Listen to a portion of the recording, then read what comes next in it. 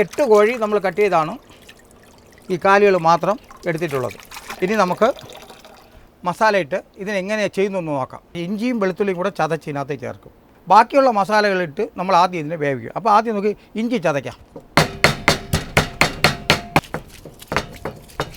ഇത്രയും മാത്രം ചതച്ചാൽ മതി. എന്തെന്ന് വെച്ചാൽ ഇത് മസാലയായിട്ടല്ല വരേണ്ടത്. ഇത് ഈ ഇഞ്ചിയുടെ സത്ത്, അതായത് ഇഞ്ചിയിലുള്ള ചാറ് നമ്മൾ ചിക്കനിൽ പിടിക്കണം. ചിക്കനിൽ പിടിക്കാൻ വേണ്ടിയാണ് നമ്മൾ ഇഞ്ചി ചതച്ച് ചേർക്കണം. അടുത്ത നമുക്ക് കുറച്ച് വെളുത്തുള്ളി ചതച്ചെടുക്കാം.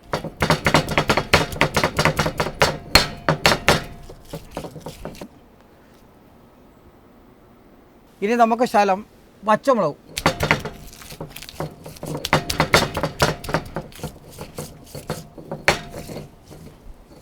അതിലേക്ക് വാരിയിടുകയാണ്. ഇനി നമുക്ക് ശകലം മല്ലിയില കൂടെ,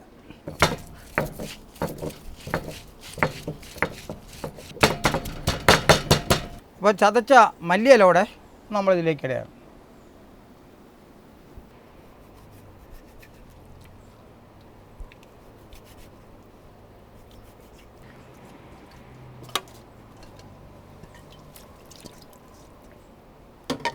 രണ്ട് സ്പൂണ് മഞ്ഞൾപ്പൊടി നമ്മൾ ഉപയോഗിക്കും.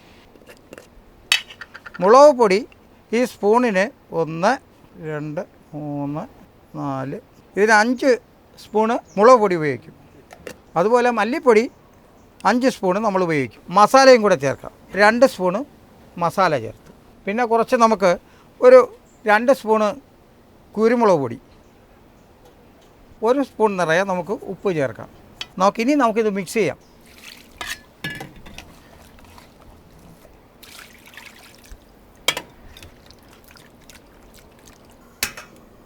ഇപ്പോൾ നമ്മൾ അടുപ്പിൽ വെച്ചു. ഇത് ഇവിടെ നിന്ന് സ്റ്റീമായി എടുക്കണം. ഞാൻ അടച്ചു വയ്ക്കാം. നീരാവിയിൽ ഇത് വെന്ത് വരും. അപ്പോഴായിരിക്കും ഇത് നല്ല രീതിയിൽ പാകമായി വരുന്നത്. അതിനുശേഷം നമുക്ക് ഫ്രൈ ചെയ്യാം.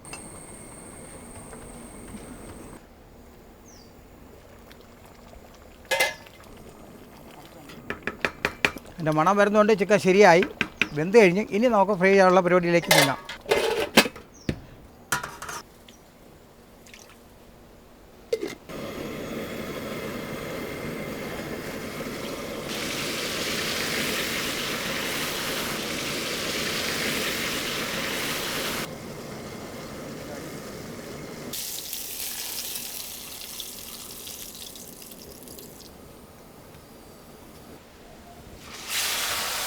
അവസാനമായിട്ട് ചിക്കൻ കോരിയെടുക്കുകയാണ്.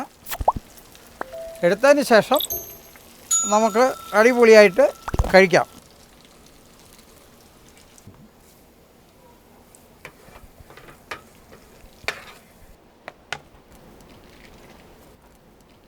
എല്ലാ ആൾക്കാരും, നമ്മളെല്ലാവരും തന്നെ ചിക്കൻ കഴിക്കുമ്പോൾ നമുക്കൊരു സവാളയോ അല്ലെങ്കിൽ തന്നെ ടൊമാറ്റോയോ അല്ലെങ്കിൽ പച്ചമുളകോ എന്നിവ കടിച്ച് കഴിക്കണം എന്നുള്ളൊരു ടേസ്റ്റ് നമുക്കേ അറിയാവൂ.